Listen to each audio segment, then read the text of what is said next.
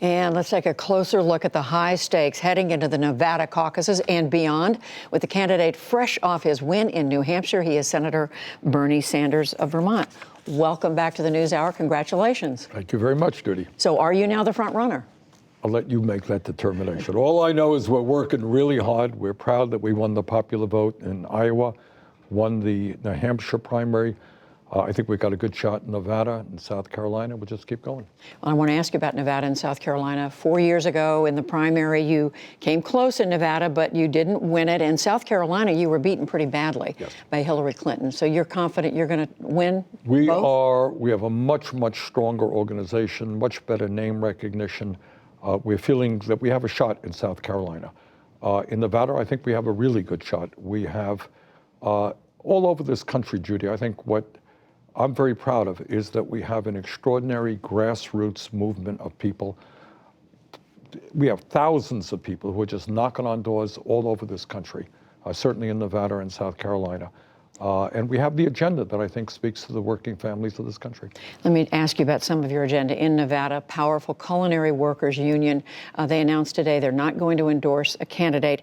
It wasn't so many days ago that they put out a flyer saying that they oppose the kind of single-payer health plan that you have endorsed. How do you respond to their position on Look, this? they are a great union, and I know their leadership, and we work and will work very closely with them. They're part of Unite Here, the broader union, and some of the locals in Unite Here are strongly supporting us, who have the same health care plan as the culinary workers. And those unions believe in Medicare for all. Many unions do believe in Medicare for all. They're saying your plan would take away the health care that their members have. Well, I don't quite agree. I think our plan for them and for every person in America would expand the health care that we have. We're going to expand Medicare to include home health care, dental care, hearing aids, eyeglasses. We're going to do away with premiums and copayments and deductibles. And out-of-pocket expenses. We're going to take on the greed and corruption of the pharmaceutical industry and make sure that nobody in America has to spend more than $200 a year for prescription drugs. Look, Judy, at the end of the day, we are spending twice as much per capita as do the people of any other major nation. And yet, despite that huge expenditure, 87 million Americans are uninsured or underinsured, 30,000 die, 500,000 go bankrupt. That doesn't make sense. But they are opposing your position. Some of your supporters in Nevada attacked the union after this. Well, you know, it's a funny thing. Obviously, that is not acceptable to me. And I don't know who these so-called supporters are. You know, we're living in a strange world on the internet. And sometimes people attack people in somebody else's name. But let me be very clear. Anybody making personal attacks against anybody else in my name is not part of our movement. We don't want them. And I'm not so sure, to be honest with you, that they are necessarily part of our movement. You understand, you know, the nature of the internet. It's a strange world out there. I want to ask you about one of the positions you've taken that people bring up often. Voters in New Hampshire brought it up. You want to essentially cancel student loans for student debt for college students. This is not only going to benefit needy students, it's also going to benefit people who would go on to careers where they can afford to pay those loans back. I heard voters were asking me in a number of settings in New Hampshire, this doesn't seem fair. Why spend government money for people who could afford to pay back those loans? Those people who can afford to pay them back under my wealth tax and tax plan will certainly be paying their fair share of taxes. Judy, we live at a time of massive income and wealth inequality. And we also live at a time where every bloody program is enormously complicated. It's not just healthcare, which is driving people crazy. It is filling out forms. My income went up. I'm not eligible anymore. My income went down. I can do this. What I want to do and what I believe is universal programs. The reason Social Security has been so popular over the years, you know what? Billionaires like Donald Trump get their Social Security check. Mike Bloomberg gets a Social Security check. Doesn't mean much to them. The way you deal with social programs, in my view, is make them universal, and then you have the wealthy start paying their fair share of taxes to pay for them. That is simpler, that is less complicated. I interviewed Pete Buttigieg yesterday, who came out of New Hampshire, a close second.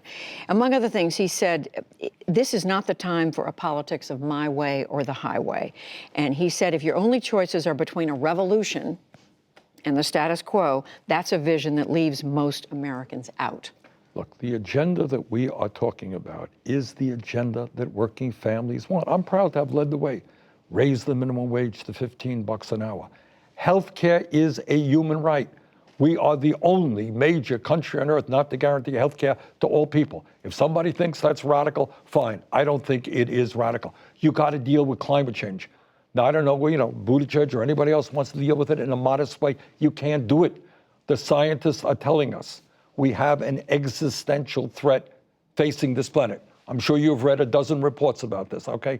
We have to act boldly. We have got to frankly tell the fossil fuel industry they cannot continue to destroy this planet. I support the Green New Deal. And you think that's a plan that appeals to moderate Democrats as well as progressive liberal. And I'm asking because one of your most visible supporters, Congresswoman Alexandria Ocasio-Cortez, gave an interview a few weeks ago in which she said that there's such a thing as too big a tent for Democrats. She questioned whether she and Joe Biden should even be in the same party. It was sounding like that this is a party that should limit who belongs. No, not at all. That's not my view.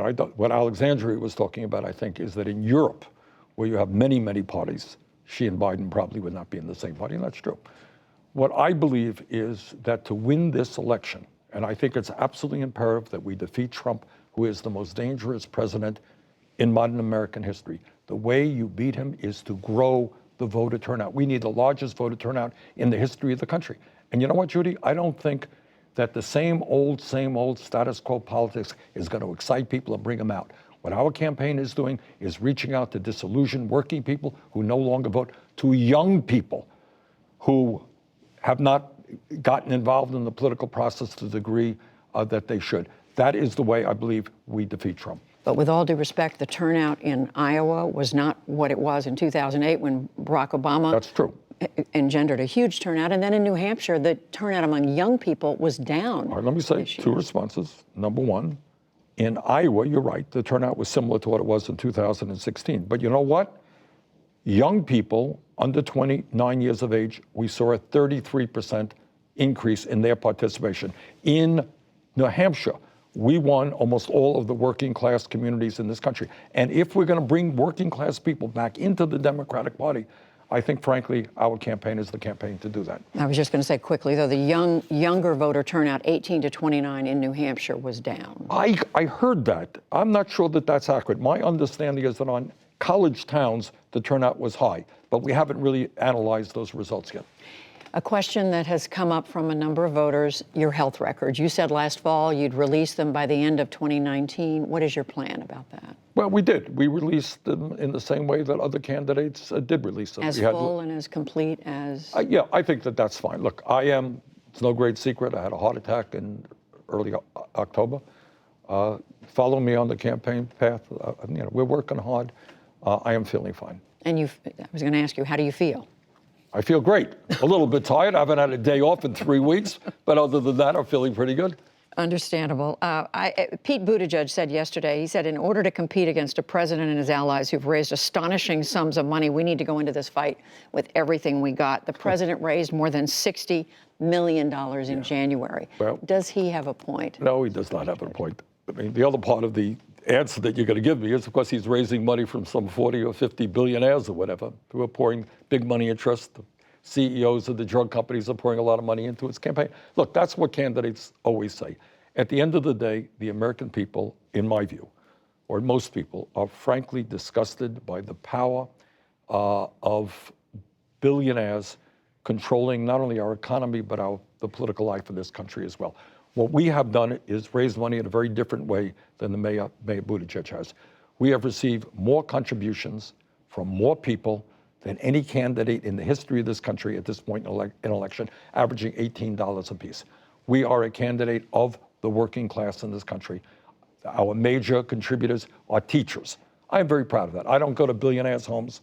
I don't go to, whatever they call it, wine caves to raise billions, lots of money. We don't do that. And anybody who tells you, Judy, that when billionaires contribute, when the CEOs from the pharmaceutical industry contribute, they don't want anything. They're just doing it out of the goodness of their heart.